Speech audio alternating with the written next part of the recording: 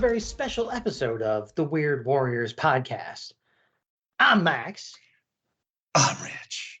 And on this episode of the show, I know that we normally focus on the Weird War Tales comic book series published by DC Comics from 1971 to 1983.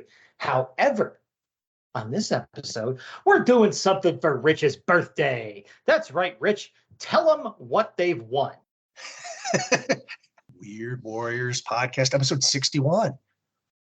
Or Sgt Rock 349. Yes, dear listeners, the time has come for the best of the DC war book titles. Yes, indeed, folks, this is going to be a ride. This is going to be a good one, and I can't freaking wait. Happy birthday to me. Oh, so where do these shows usually start? Retroactive history. That's where these usually start. How about that? This time, we don't have any retroactive history. Nothing new or exciting has happened. What the hell? It's my birthday. There should be some retroactive history, but there isn't. Oh well. Anyway, Intel report. A different kind of Intel report, as you shall see. Alan Moore's Cinema Purgatorio was an 18-issue black and white miniseries by Avatar Press that ran from April 2016 to April 2019. There were 4 separate 8-page stories in each issue that ran the length of the series. I will pause here to remark one of them, Code Prue, was a continuation of a 2-part mini Garth Ennis wrote the year before. Think EMTs working with vampires, zombies, werewolves, etc., in everyday life in New York City's underworld, and you get the idea. It's Ennis. It's awesome. Read that too. The story arc I specifically call to your attention here is A More Perfect Union, written by Max Brooks of World War Z fame, art by Michael Tepescale. Gettysburg, 1863. A battle that will determine the fate of the country is looming, with one key difference. The Civil War is not being fought. Generals Lee, Stewart, Longstreet, and the like are all still loyal federal soldiers. The enemy is an army the likes of which has never been seen before. Marauding ants the size of elephants. Can the Union find new weapons to stop the behemoths before it's too late? All 4 stories end with a cliffhanger-esque end of Act 1, but to the best of my research, there never was an Act 2. This is about the same time Uber went away, also by Avatar, so that probably wasn't a coincidence. Too bad. Like Uber, I don't know why I wasn't picking this up at the time. Garth Ennis alone should have been enough, for Pete's sake.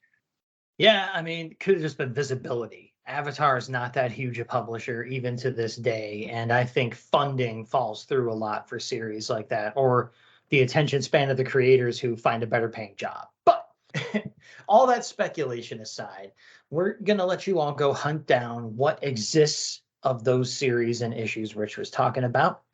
We'll take a little break for you to listen to an ad for another fine piece of podcast entertainment. And when we get back, we'll take a look at the series and the issue at hand. You have accessed the Supervisory Tactical Organization for Regulation of Metahumans. File 3C. Amazona, also known as Mighty Woman. And we're back. So, as I mentioned before the break, Rich is going to give you a little history about the title, the series that we're taking a look at this time, which is a doozy, and then roll us right into the cover detail for this issue. Title details. Our Army at War ran from August 1952 to issue 301 in February 1977. From there, it was renamed Sgt Rock at issue 302 and ran to issue 422 in July 1988. I have them all except for issue 1, and that's not going to be a cheap or easy get. It's about a long box and a half of just Our Army at War in the basement, folks. Sgt Rock's first official appearance was in Our Army at War 83 from June 1959, created by Robert Conagher and Joe Kubert. Signatures? Oh, I'll give you signatures. I have various issues signed by Joe Giella, Carmen Infantino, Erwin Hazen, Sam Glansman, Russ Heath, Dick Ayers, Al Milgram, and Joe, Adam, and Andy Kubert. Yes, including issue 83. Check the album. Cover detail. Art. Come on, you know who did the art. I said his name twice already. 50 cents. The all-caps Sgt Rock title is white on a blue background on an orange sky. The period behind Sergeant is a Master Sergeant rank. In the background of the cover, Bulldozer is on his knees. A little sure shot is trying to help him up. Rock is helmetless, a bandage around his head and clutching his left arm. Two other Easy Joes are struggling through the dust. In the foreground, an arm from off-panel holds up a goofy, freckled ventriloquist's dummy that's wearing a tattered U.S. uniform, bullet casings at his feet. It calls out to Easy, "Get up and fight, you dummies!" Along the top of the title reads, Easy Co.'s newest replacement, the Dummy. Cover date, February 1981. I can't find a date of release. No Killjoy, comments and commendations. Where to start? Where else? The Dummy. This cover lunges off the stands, grabs you by the throat, and chokes you out. The wide-eyed, open-mouthed spectacle of the Dummy is on full display, and the masterful way Kubert portrays the Dummy's stance, with one leg locked out at a 45-degree angle while the other is buckled at an unnatural angle at the knee, is just what one of these dolls would look like.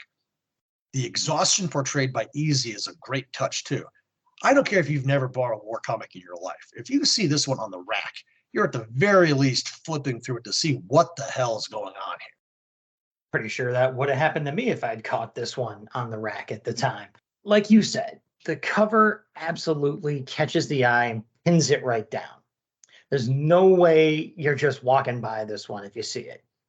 That's partially due to the coloring choices alone. The red to pink background, the yellow lettering up top, and the white lettering of the series logo against its bold blue background are enough. Even before you get to the dark green uniform of the Dummy in the foreground. And yes, speaking of the titular Dummy, he is creepy as all get out, like Alfred E. Newman going to war as Cheeks the Toy Wonder. And we'll get back to that later, folks. But okay, I have some nitpicks now that I've made my way to the actual drawing. Give me a break here, just one nitpick, but to me it's a decent sized one. The sameness of the colors on most of the figures almost keeps you from seeing the hand that's holding the Dummy upright at first glance. It kind of gets lost in the sea of similar flesh tones and green uniform colors. The effect creates a kind of tangent, leaving you unsure of how far the Dummy is away from Easy Company in the background. Is the Dummy a giant? Hard to tell at first, and it shouldn't be. This is Joe Kubert, dang it. That being said, again, nitpick, not a big deal, but I couldn't leave it alone. That being said, this would still go down as a favorite cover of mine overall for its sheer strangeness, its captivating design, and as Rich mentioned, the high quality body language and acting of all of the excellently rendered figures of Easy Company themselves. And one thing I didn't put in the script, this has always been one of my favorite logos of any comic title ever, the Sgt Rock logo. It kind of looks like a license plate. The lettering is kind of just block lettering. There seems to be nothing special about it when you pick it apart, but on its own, on the cover of a comic, it just jumps right out at you. I've always really thought it was incredibly aesthetically cool. So just had to say that. It just gets points alone for me remembering I've always thought that logo was one of DC's best. So there you have it, folks. We've run roughshod over the cover for Rich's birthday. And you know what? I think I'm going to let Rich start off with the first story in this issue. Whatever could it be? The Dummy. 12 pages. Script by Robert Conagher, art by Frank Redondo. It's the cover story. Fulham. Sergeant. Charlie Company. Wait, hold on. Okay. All right. I'm Rock, Easy's top kick. The new replacement picked a lousy time to join Easy. We'd been bounced around on the line for so long we weren't ready for jokes or fun and games. Me and Easy lost track of how many times the enemy came on. We kept firing until our fingers stiffened on the triggers. Our eyes got bleary, firing through the acid smoke. But the enemy couldn't be stopped. After a merciless round of hand-to-hand fighting, we held. Easy walked away from the fight, bleeding and aching from every pore. A truck came to carry Easy back to R&R. Good thing we were relieved before we began fighting each other. But almost immediately we were stopped by an officer in a Jeep. Sorry, Rock. You and your guys got to go back. The enemy's mounting another counterattack. Worse, we had to walk back. And that was when the new guy joined us. A freckled blonde carrying a BAR in one hand and a uniformed ventriloquist dummy in the other, sporting a Jeep cap and monocle. The dummy started with the jokes right away. Hey, this can't be easy. You guys look more tired than the 4Fs back home. Gotta admit, I was kind of surprised at Easy's reaction.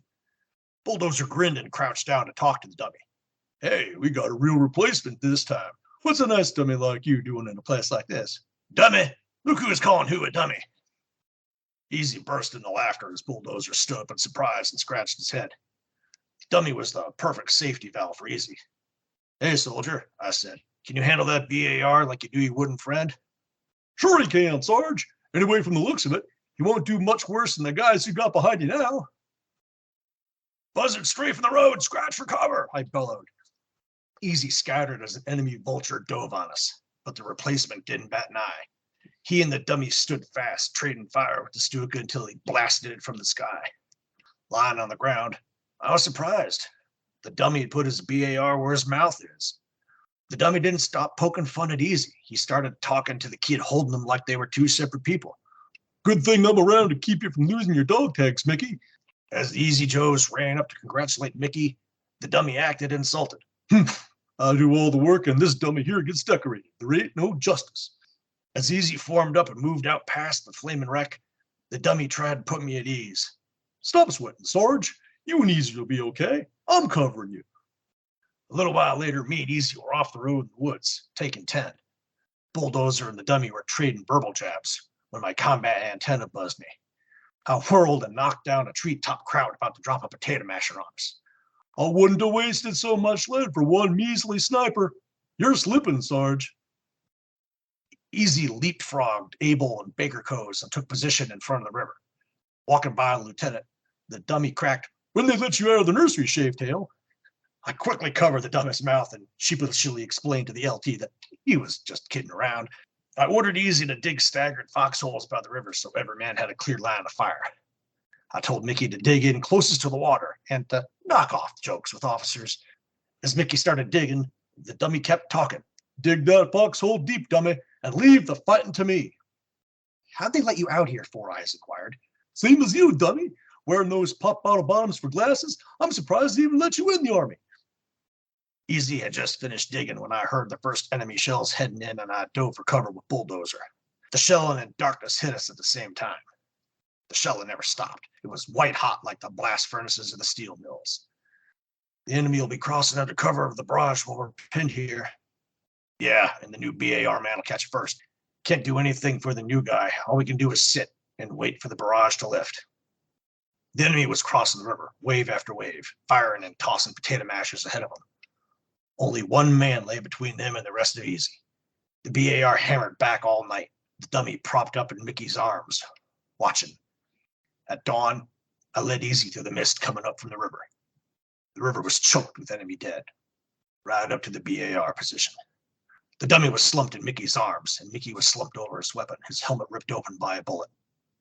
He stopped him, just him and his dummy. We buried Mickey by the river, his BAR jammed muzzle first in the sand and his helmet hanging from the stock. We left the dummy in Mickey's helmet, and I could have swore I saw a tear running down the dummy's cheek as we moved out. Killjoy. I really hate Killjoying Rock, but if I did it for Huanatang and the losers, I can't play favorites. Page 4, panel 2. One truck comes to pick up Easy. A company is generally about 120 men. Did Easy take that many casualties? Yeah, I know we're used to seeing the same dozen or so guys in these books, so I get it. But it's not that hard to slightly tweak the language. Some trucks. See? Easy. See what I did there? mentioned this before in other episodes, but it's hard to shoot down an enemy plane with ground fire with infantry weapons. Page 6, panel 4. Sure, it happened, but not that often. You were usually doing it just to feel better, and if you did hit him, he almost never exploded. He usually crashed if you tagged the engine or the pilot. But lastly, the major tactical error that Rock makes, putting the new guy in an exposed position by himself. The dummy notwithstanding, Mickey should have at least had a buddy with him to provide cover fire with a rifle whenever he needed to reload, which would have been often. BAR guys had low life expectancies because the enemy was always searching out the guy with the light machine gun. The Browning automatic rifle typically carried a 20-round detachable magazine and infantry rolls. 20 rounds of 30-06, same caliber as the M1. That's it. A World War I holdover that served throughout World War II and into Korea. And for the record, I have fired one. I fired a Tommy gun like Rock too, but we're here for the BAR. As the joke went back in the day, 3 men walk into a bar. Comments and combinations. As a side note, the dummy returned in Rock 376. So if you like this one, you have to go read the sequel. No spoilers here. Did everyone notice that the replacement himself never said a word? It was always the dummy talking. Did everyone notice the dummy was a PFC and Mickey was only a private, so the dummy outranked him? I immediately decided to write the whole script in Rock speak, which made it fun and easier than I would have thought. Fallout for the callouts. Pages 2 and 3, the cross-panel panel 5 of the murderous hand-to-hand. Rifle butt swinging, knives being parried, etc. Page 5, panel 4, bewildered bulldozer put in his place by the dummy as Easy laughs is a lighthearted moment. Page 10, panels 5 through 7, the silhouetted sequences of Easy under an artillery barrage, which actually brings up a side killjoy. All those guys should be hunkered down in their holes. Shrapnel to the head is a real fast way to check out. And pretty much all the last page. Rock leading Easy through the mist, discovering Mickey, and paying their respects at his grave. All right, first of all, you finally got to do some voice acting as Sgt. Rock. So happy birthday to yourself, from yourself. It's the best way to do it. And good job, man. I love that. I love the dummy voice. But back to the comic itself. This was an excellent little story. The theme of using antagonistic humor to let off steam in times of high tension or stress is played out really well in the narrative, as is the fact that less stressed people might not be ready for that kind of thing, like the uptight shave-tail lieutenant on page 9. Of course, this is a Bob Conager joint, so that's all gotten across in the midst of wall-to-wall action and terse, tough guy talking dialogue, soldiers. Really, this is one of the best examples of Conager and his team firing on all cylinders together that I can think of. From the page layouts to the framing of the drawings within each panel to the choices of colors and sound effects, which you know I love, it all just comes together more or less seamlessly to get Conager's story across. There is not an ounce of drag on this thing. Callouts for me? Why, I'll start with a nitpick, of course. Page 1, panel 1, Rock's left eye is a little bit long, isn't it there, Redondo? And panel 2, is it just me, or does that dynamite dummy look a lot like Jimmy J.J. Walker from Good Time?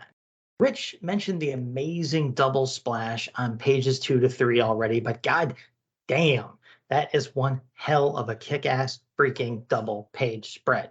I say it again, god damn. Particular props to Tatiana Wood for the coloring on those pages too. Throughout page 5, Redondo's framing of the camera from panel to panel carries you through an entire page of nothing but people and dummies, you figure out which is which, talking in style, keeping it visually interesting and easy to follow at the same time. On panel 3 of that page, does the dummy now look more like Charles Nelson Riley?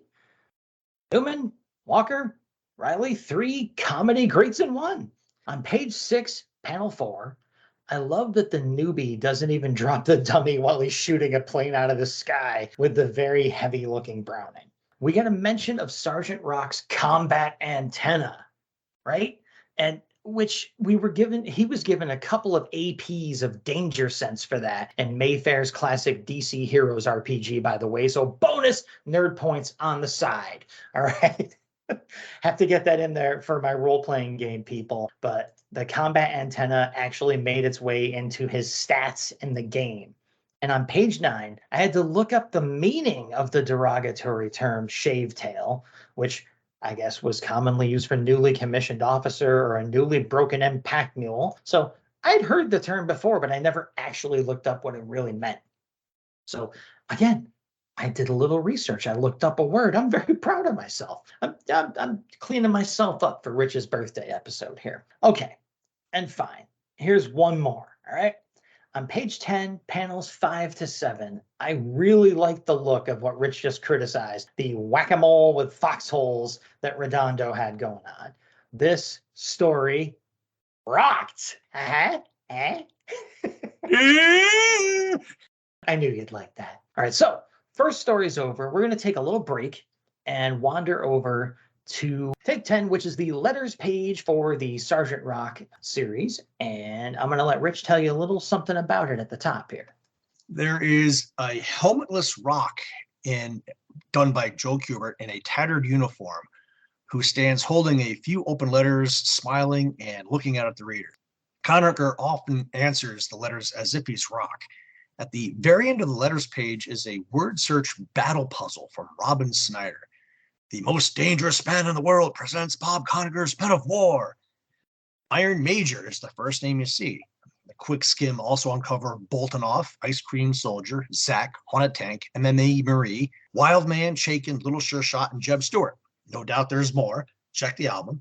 And in case any of you didn't know, taking 10 is slang for taking a 10-minute break.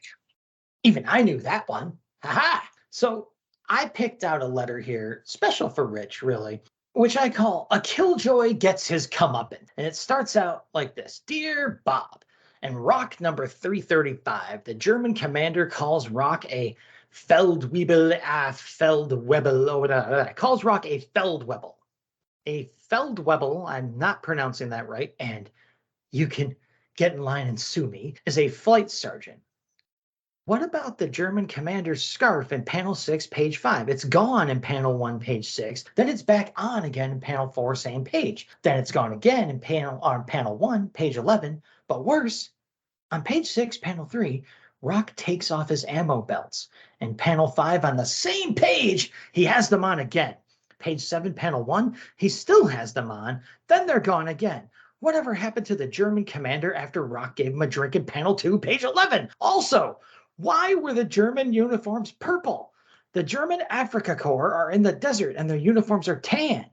But I still love Sgt Rock comics. That comes from Chris Schaefer, or Rich Fulham with the Time Machine, 1007 Georgia Ave, Norfolk, Nebraska, 68701. And the editorial response here by Conacher channeling Sgt Rock is, Dear Chris, the loud noise you hear is my pulling the pin on a grenade. There you go. You get your comeuppance there. Okay, my letter. David Hill from New Brunswick, Canada. To whom it may concern. I'm new at this subscribing biz, so please help me sort it out. I live in Canada, the place that freed your hostages, you know, and I don't want you to think I want any favors. Dig? Now, for the subscription part, can you please start me off with Sgt Rock issue 339, April? Because I have number 338. March, no escape from the front. And as I said, 115 Robin Hood Lane, Gondola Point, Rothesay, New Brunswick, Canada. And the response is, Dear David, all America cheers the Canadian Embassy's rescue of some of the American hostages in Iran. As a heroic act we will always remember. And thanks, I might go back to ski from the top of Mont Blanc, or I felt like a chip whirling in a snowy roulette table once I get my shaking skis together. I have fond memories of Canadian hospitality driving through Canada, from Montreal to the Gaspé Peninsula, New Brunswick to Cape Breton Island. I'll pass your request along to the subscription department first chance I get. And personally, I'm like, yeah, watch the 2012 movie Argo for Hollywood's take on the Iranian hostage crisis. I could do a history minute on that, but we all know how to Google it. I remember as a kid watching the ticker every night on the news for how many days the hostages had been in captivity. 444 overall, released in January of 1981, right before Ronald Reagan assumed the presidency. Cover date of this mag is February 1981, so this was still recent news. So yeah, so I had to pick that just for the hostage, nod in the letters department. That was just too cool to ignore. Oh yeah, and was Argo the movie where they sort of worked in a fictionalized version of how Jack Kirby helped them like pose as people working on a movie, and like he did art like storyboards for a fake movie they were going to film so that they could get behind enemy lines, they could get into the country, and I think they hired Kirby to do art for an imaginary movie called like Lords of Light or something. I saw one time I'm pretty 5 years ago or something like that. I pretty don't sure remember. that was it. I'm gonna leave it in the episode and see if people shoot me down, but this is a Kirby factoid, so I'm pretty sure I'm right. So anyway, while I wait to be stricken down for that, I will take us into the second story in this issue. Yes, Sgt. Rock is an anthology title, just like Weird War Tales, people. And this story is called Sing for Your Supper. It's 5 pages long. Script is by Bill Kelly, and art is by the Joe Kubert School, the Institute itself.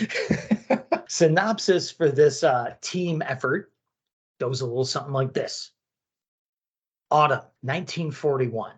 2 German soldiers outside a cabaret in Nazi-held France, operating on a tip, mow down 3 resistance fighters in an alley.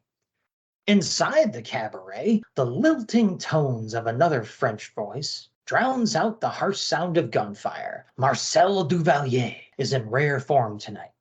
A world-famous singer, he cooperated with the Nazis. Collaborating meant keeping his life and his wealth, which meant more to him than, well, anything. One night in his dressing room, he is startled by a knock at the door. It's his son, Paul. He needed help. He had married Jean that night, but it was no longer safe for them to be there. They needed to leave France. The elder Duvalier was friendly with the Nazis. He could help. Can I? He sneers. The Nazis would not be friendly very long if they knew my son was a traitor. Married to a Jew. I reject you both. Furious, Paul turns to leave. Very well, father, but you are the traitor. Adieu. Time passes and Duvalier continues to curry the Nazis' favor. And to favor the Nazis' curry. I'll cut that out. During a performance one night, a German officer grabs the microphone. Gentlemen and ladies, if you will step to the windows, we have a surprise. Everyone does, as they're told. In the courtyard below, a firing squad stands ready to shoot. This is how our Gestapo deals with the resistance. A volley is fired and 6 Frenchmen die. The crowd goes back to dancing, but Duvalier is horrified. They act as though they were killing nothing. The next morning at a cafe, the singer is stunned to see Jean and Paul's photographs on the front page of the newspaper. Gestapo seeks saboteurs. If the Nazis learn Paul is his son, Duvalier is a dead man. That night, the German's eyes never leave Duvalier, and he recognizes too late that he was a fool for having cast his lot with the occupiers. Packing to flee after the show, the door to his dressing room is thrown open and an SS officer strides in. Going somewhere, Duvalier? I can explain. There is nothing to explain. We know you are loyal, but your son and his friends have fled to safety. Someone must atone. Escorted to a staff car, Duvalier stammers, "Well, where are you taking me?" The SS officer grins evilly. To a special engagement. Much later, the setting changes. Gone are the champagne, the wealth, the laughter, replaced by the roar of death camp ovens, where Duvalier performs his final concert. The end. Of Duvalier. No Killjoy. I'll lead off with CNC. Overall, probably the weakest art in the book, but when it's done by committee, that has to be expected. I'd never seen Cabaret the movie before I saw a traveling production of Cabaret the musical. The ending I witnessed, where the nightclub owner is last shown in death camp PJs with the pink triangle on his chest, denoting he was a homosexual, before the whole stage was engulfed in a blinding white light and the theater is filled with a roar, both signifying his ultimate fate, was something that sticks with me to this day. The last panel on page 5 reminds me of that scene. Duvalier wearing striped PJs, standing on a wooden crate, and singing with 3 similarly attired musicians playing beside him. A female prisoner looks up at him as the line snakes into the ovens, black smoke belching into the sky. Best panel in the story, and the most sobering one in the book. As I've said in previous episodes, I've been to the French National Memorial to the Holocaust, fittingly mostly underground, directly behind the Notre Dame Cathedral in Paris. Over 200,000 Frenchmen vanished during the war. As a sober sidebar, I will say the US lost only 291,000 killed in combat during the war. Add training accidents, illness, etc., and that number climbs to over 400,000. I'm using the one number for an obvious, deliberate reason. Never trust the occupier, Duvalier. You never know when you may become useful for a sinister secondary reason. Yeah, lesson learned a bit too late. As for my CNC, I'll give the art a break here, as you kind of did too. Seeing as it was being assigned to Cubert's students as homework, they better have gotten paid, Joe. All right? Considering that, this is actually some fine work overall, in my opinion. The opening page is particularly good, transitioning from outdoor street slaughter to ritzy indoor entertainment, and possibly showing that Joe told his students that there were no shortcuts allowed. They drew everything, especially in that big splash panel inside the club. On page 2, panel 1, I was immediately struck by the name Mueller as a Nazi in the story about the French occupation. I've mentioned that my wife and I watched the series Un Village Français a while back, which was set in the same period and also featured a prominent Nazi character by the name of Heinrich Mueller. Page 2 is also pretty well done overall, with the exception of the weird fish mouth on Paul in panel 5, and Marcel's neck and brow line making him look like he's turning into a werehorse in panel 6. On page 3, panel 3, we get a really well done aerial view of the building and the show assembled outside. But I'm afraid the folks being shot look more like a dance troupe than the victims of a firing squad in panel 3. A nitpick and a gruesome one, but I'm sorry. It kind of looked like lights on a dance floor and they were all getting down and boogieing. Page 6, panel 4, we get a weirdly long necked Nazi stretching his head through a doorway. However, the final panel, as Rich mentioned, is grim AF, as the kids say, and the story itself was well told and suitably chilling. I dug this one. Not bad, class. So Rich will take us on to the next really cool feature in this issue. We got ourselves a battle album. Mother. 2 pages. Script perhaps by Robert Conager. Art by Tom Mandrake. Just going to read you the text blocks here. Early in World War I, it was realized that an armored vehicle would be tremendously effective in collaboration with cavalry and infantry personnel. In September of 1916, the first real tank was used in warfare. Experiments had been made of tractors with high centers of gravity. Rhomboidal shape proved significantly adaptable to varieties of terrain and had the capability of putting more track on the ground. Since Mother had no turret from which to mount arms, sponsons were fitted onto her sides to accommodate 2 naval 6-pounder guns to be used as main armament. This vehicle changed entirely the face and form of warfare. The steel juggernaut was steered by differential bracing of the tracks. Although the speed achieved by these mechanical monsters was slow, it was capable of crossing a 9-foot trench with a 4.5-foot parapet. The sight of an advancing tank was enough to make any soldier tremble. And the 2-page spread is that of British tanks leading infantry into German trenches, with a third panel of a full profile view of the tank. And if you don't think there was a Killjoy and a History Minute coming in, I don't know how long you've been listening to the show. The British Mark I tank was nicknamed Mother. There were 2 types of Mark I.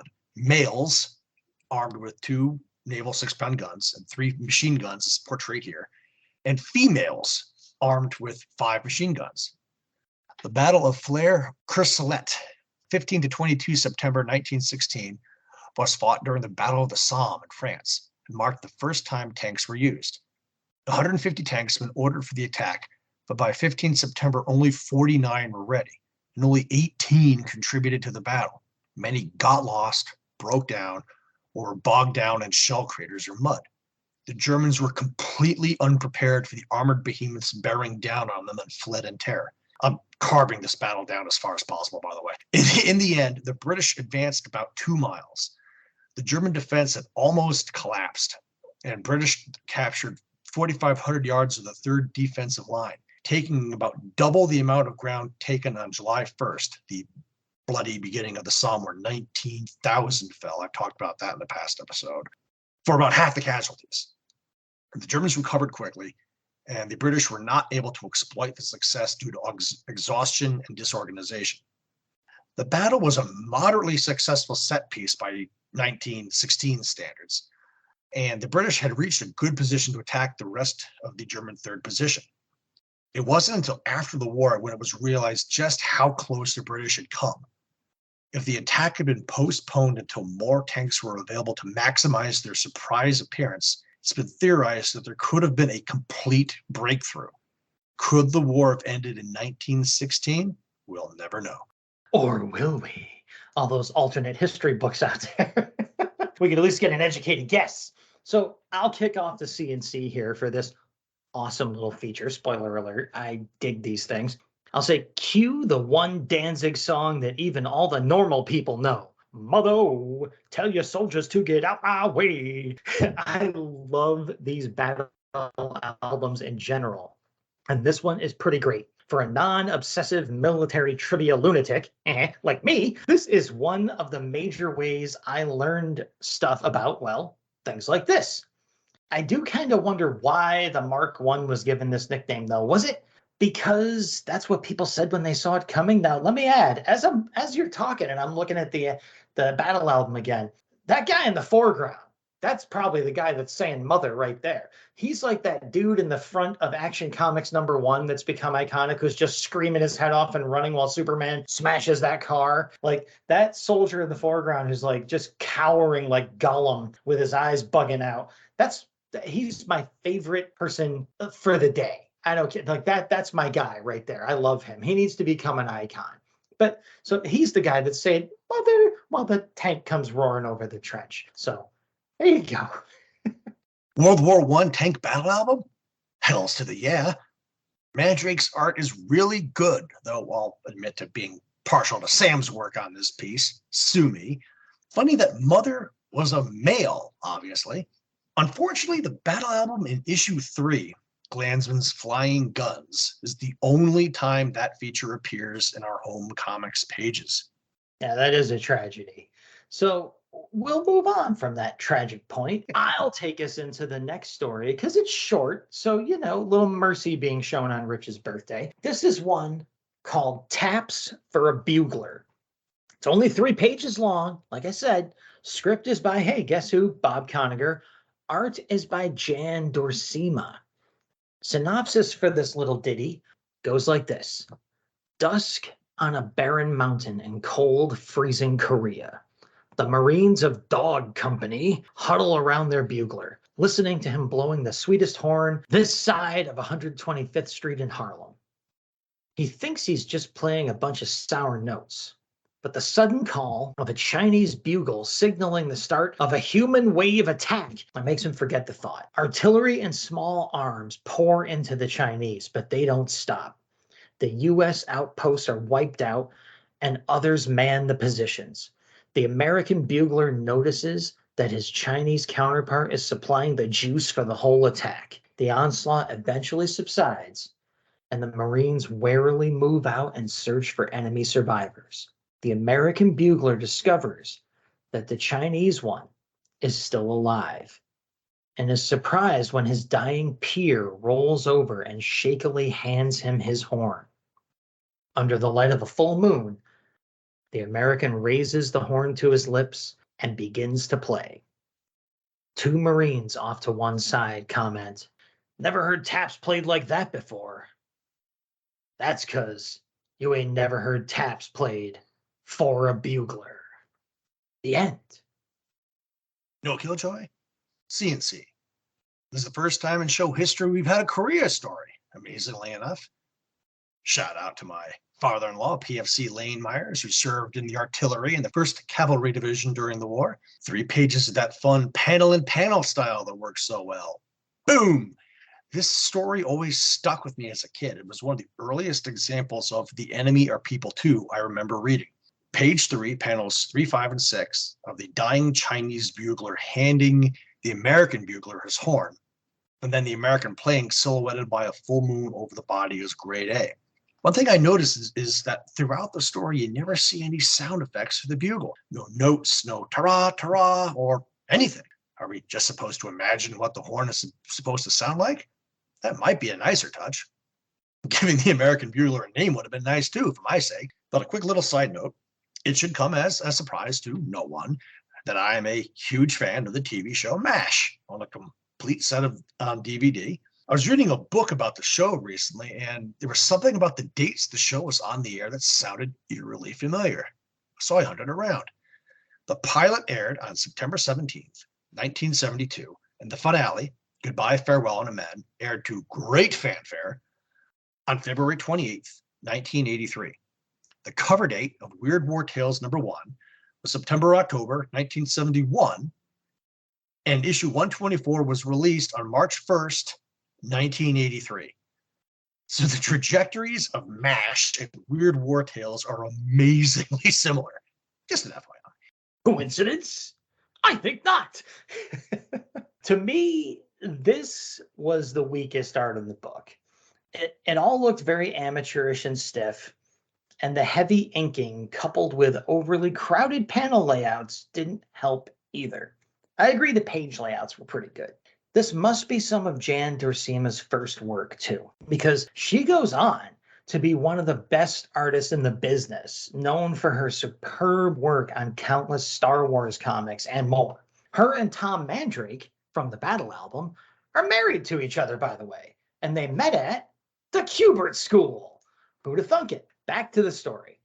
The sound effects are bad enough to look like I drew them, so maybe it's a blessing there were no sound effects for the bugle. And the narrative, while attempting to make a poignant point, falls flat. Get it? Bugle, flat. Hello? This on? This one could have been left out of the issue, in my opinion. So let's move on to perhaps a happier note with the next story in the issue. Please. You're killing me, man. The Men of Easy Company. Big Man. 3 pages, script by Robert Conacher. Who else? Art by Joe Kubert on page 1 and Jan Duursema on pages 2 and 3. Synopsis. Bulldozer is slogging back to the front after visiting battalion aid to get a minor arm wound looked at. 30 caliber machine gun on his shoulder.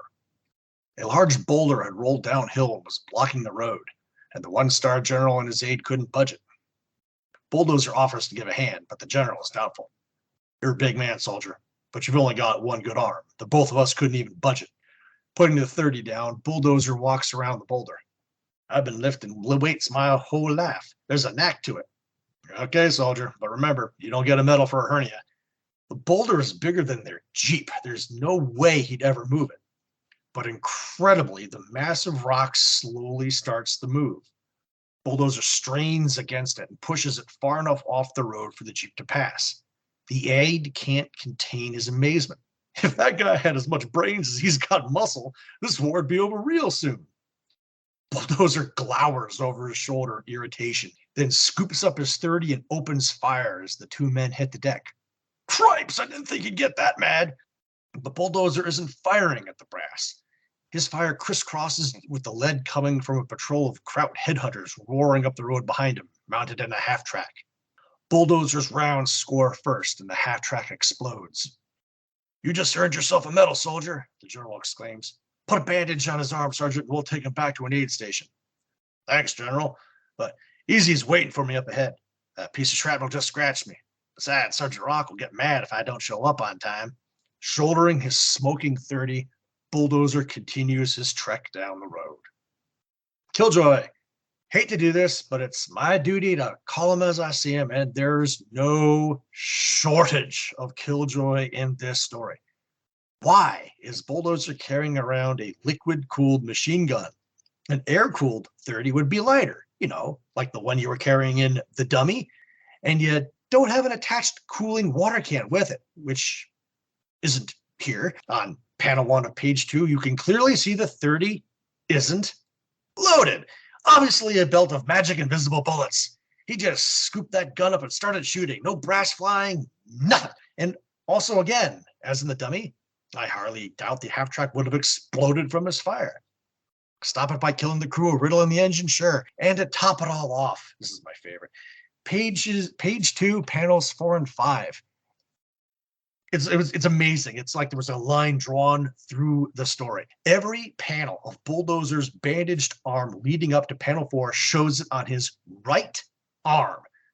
Every panel after panel 5 shows it on his left. Consecutive freaking panels. Come on, Chan, you did so well in taps for a bugler. That sound you hear is Robert Conager pulling the pin on a grenade. Much like in the letter I called out for a certain reason that Rich just proves why I did that. So, kicking off my C&C here, I'll say Jan Dersima's work is a lot better in this story than in the previous one for every reason. I'll take it. It's clear, better laid out, more confident looking, and effective all around, I say. Accuracy, schmaccuracy, that's Rich's department. This was a fun, charming little story that felt like the Sgt Rock version of one of those little PSAs at the end of the G.I. Joe cartoons from the 80s. Good stuff, left me with a grin on my face, and that's half the battle. I like these quick solo stories about the Men of Easy. Four Eyes had a great one. I was always a bigger fan of his than Bulldozer. 3 pages, boom. Conager has this 3-page thing on lockdown. We set the tone on page 1 with a Kubert-drawn Rock narrating the tale. I'm Rock, Easy Co's top kick. I don't know about all the other Easy Co's in the Army, but I'm positive that only one Easy has a combat-happy Joe like Bulldozer. There's a narrow, full-page length panel of Easy marching toward the viewer on the left-hand side that's just peachy. Just like Bugler, pages 2 and 3 have a lot of panel-and-panel action going on that looks great. I enjoy page 2 of panel 6 of Bulldozer looking over his shoulder with a, "What the hell did you just say, Jack?" look on his face. Oh yeah, that 3-pager was a freaking delight. I loved it. So let's take a second to absorb how much fun that was. And then we're going to dive into our spotlighted ads for the issue, which I got to say, spoiler alert, kind of fun this time around. Take it away. This one was too easy. On the inside cover, we have the new monogram super kits. Super scale, super size, super fun. The sizzling turbo Trans Am, 1/8 scale, 24.5 inches long, the biggest Trans Am kit around. The mighty Peterbilt 359, 1/16 scale, 20 inches long. No other plastic truck is this big. The gigantic B36 Peacemaker, 172 scale. A 38 and 5/16 inch wingspan, the largest plastic airplane kit ever made. Monogram models incorporated. Morton Grove, Illinois, 60053, right down to the last detail. It's primarily a close-up photo of the Smokey and the Bandit Trans Am on the top half, and then there's an insert photo of 2 dudes posing with the B36 and the truck with pictures of the box kits themselves under that. I built that B36. Look at that photo. That thing is huge. I probably used a tube of cement on the wings and fuselage alone. It hung over my bed for years. It was designed during World War II with 6 pusher prop engines and later had a nacelle added to each wing with 2 jet engines in it for additional thrust. 10 engines. It was the largest bomber we ever built that never fired a shot in anger. And there's one on display at the Air Force Museum in Dayton, Ohio, which I go to all the time whenever I visit the in-laws. They were phased out in favor of the B-52. Beautiful bird. Man, I must have walked under that thing so many times. If you had that plane hanging in your room, dude.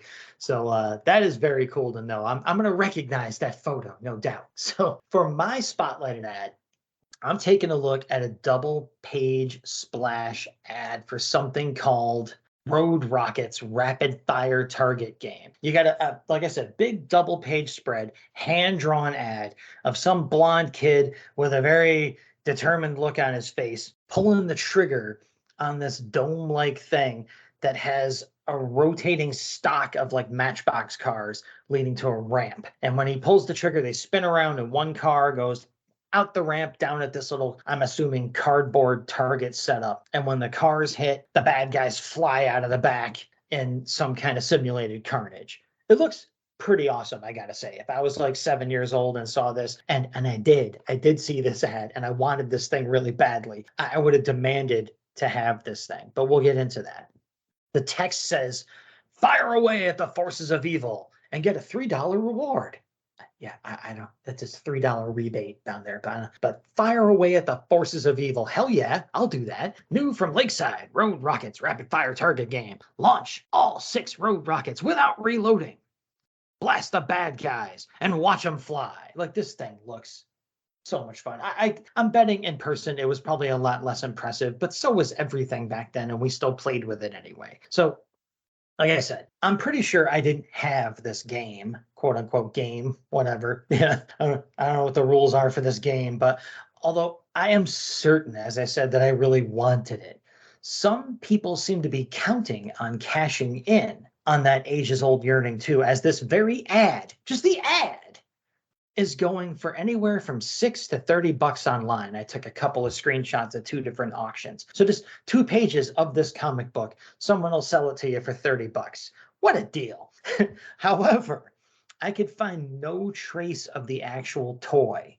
I looked all over the place, and neither could this blogger from 2012 that I stumbled upon in my search. I have a link to it. The blog is 4colorpromises.blogspot.com. And this seems to be the post that killed their blog too. Like, it's the last real post before the blogger then says, well, I guess I'm going to be wrapping this blog up. So it's the Road Rockets curse, people. Like, this thing maybe doesn't even exist. And if you look into it too hard, it'll shut you down. All right. It still looks fantastic. So if anyone can find proof of this thing's existence, or they owned it, or you have it, or whatever, send pictures in. You could solve one of the cold cases of the internet. All right. So that's our spotlighted ads for this issue. They were a lot of fun. It was hard to even just pick, but I had to go with Road Rockets because I remembered how much I wanted that thing. And then I discovered how much of a mystery it really is. All that aside, the issue's done. We're going to tell you if we had any last words on the subject. In one of our earliest episodes, Max said anytime I wanted to do a rock episode, just ring the bell. Ding, ding, ding. You have no idea how hard it was to pick an issue for this episode. To be fair, this one lunged to mind immediately, but I started second guessing myself almost as fast because there are so many great issues. Should I do the first Sgt Rock I ever bought? Geez, what about the Iron Major? But I grew up with Redondo Rock, and the dummy is a bit weird. Add the battle album and an Easy Company solo tale? So much awesome, I could barely stand it. Taking Twisted Sister completely out of context, all I gotta say is, I want to rock. Goes without saying, the issue win for me is the cover story. The script writing as a whole was done in record time. I loved this book. Again, happy birthday to yourself, Rich. Well chosen. Sure, I like the Bugler story a lot less than some other people might have, but I'd still take this issue of Sgt Rock over tons of other single issues of any comic series out there that I've read. What I liked in this issue was so good that what I didn't like just kind of bounces off the tally. This one gets super high marks for me, and as much as I'd like to pick Sing for Your Supper as a favorite, and I'm really torn. It's like, you've got the dummy, which is amazing, and Rich picked that. There's that solo bulldozer story that is just fantastically fun. I'm gonna give an honorary to Sing for Your Supper for the sheer effort that the Kubert School put into that and how well it turned out despite the diverse hands working on it. But really, you can't. Like the battle album, everything, this is a fantastic comic for anybody to read. I don't care what you're into. So there's some last words for you. Now, that's it. That's Rich's birthday. He can shut up about his birthday now. No, just kidding. He won't shut up. And he's not going to listen to me anyway. So in light of all that, let's move on to the Dead Letter Office, where we take a look at social media, emails, and stuff like that from our much valued listeners. And over on, over on social media in general, Bluesky, Facebook, and all that, we got likes and high fives and whatnot from Tim DeForest of comicsradioblogspot.com, Clinton Robinson of the Coffee and Comics podcast, Aya Voss, Daniel Rapoli, Chuck Bushman, who has been super active on the Facebook page. I got to just give him a shout out because I've been getting notifications on the Weird Warriors podcast Facebook page from Chuck, checking out photos and stuff like that. So, just salute to you, man, for really participating over on the FB page and having fun with everybody over there. We got a like from Magazines and Monsters, hosted by our buddy Billy D. Mike Sturba stopped by, Luke Giaconetti of the Earth Destruction Directive podcast, and Lloyd Smith over on Bluesky calls himself Old Groove, the Groovy Agent. He is the founder of Blue Moon Comics online. Check all that stuff out. Check out his blog, everything. Lloyd Smith, the Groovy Agent, Blue Moon Comics, stand-up guy, really writes some good comic book stories, and probably wrote some Weird War type stuff too. Not in the series, but as far as the subject goes. Anywho, that's social media. Over on redbubble.com, where you can search the Weird Warriors podcast and get our awesome logo drawn and designed by Bill Walco of the Hero Business and Archie Comics. It's got a Josie and the Pussycat special coming out. You can get that logo on all kinds of merchandise over there. And if you send us a picture of you with the merch, you will earn a star from a flag that once flew over Sam Glanzman's home. Gras a Sue Glanzman and your good buddy Rich Fulham, who cares about you enough to give you something that cool. Okay? So over on Gmail, I'm gonna let Rich read this one because it mostly is directed to him. We got a little Gmail from a good buddy of ours that I just mentioned up in the social media bit there. Tim DeForest weighs in. I got a bit behind when you guys went back to your regular schedule, so I apologize for not writing for a while. I assume my emails are the delightful highlights of your otherwise humdrum lives, and we're lost without them. Anyway, I agree with Max that Rich's history minutes are excellent. Happy birthday to me. Happy birthday to me. Well researched and well presented with obvious enthusiasm. I look forward to them each episode. I think Max was spot on in saying Voyage to Limbo had a Gold Key Comics vibe to it. I'm also a huge fan of Gold Key, and this tale would have fit quite nicely into a Twilight Zone or Boris Karloff. I'm pretty sure in real life, the Flying Dutchman is now crewed by the countless writers through the years who have used the Flying Dutchman cliche in a story. No odds on that. The less than realistic of the coloring of the Japanese soldiers in the first tale does stand out, but is it a case of stereotyping or simply an example of the limitations of the coloring process in ancient pre-digital times? I actually didn't enjoy that story at all because I just kind of assumed that. Another great episode. Thanks as always, Tim DeForest. Well, hey, you're welcome. And from there, we're just going to move into a little additional something special for in memoriam. Before we wrap the show, we'd like to pause for a moment to remember Keith Giffen, who died on October 8th, 2023 at the age of 70. This is the first show we've recorded since he passed. We tell you, we record these a ways out. Max introduced me to Giffen's work early on in our friendship through the antics of Ambush Bug. That was some of the funniest stuff I have still ever read in the pages of a comic book.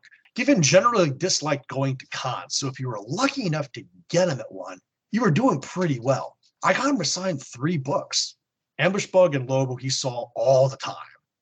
But my gotcha was GI Combat 267, a 7-page story written by Bob Conacher called Death Waits 1,000 Years that he'd done the art for. He actually stopped and flipped through the book for a few seconds before signing.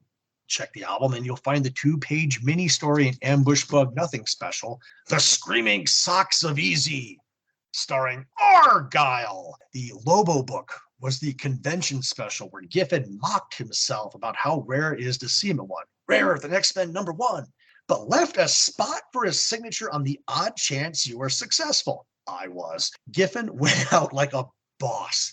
His last Facebook post read, I told him I was sick. Anything not to go to New York Comic Con. Thanks, Keith Giffen, 1952-2023. Blah! Thanks for everything, Keith. You were the best. He did work at a couple of our intel reports, Common Foe and Grunts, and in WWT issue 124, the very last one, a 2-pager called The Window.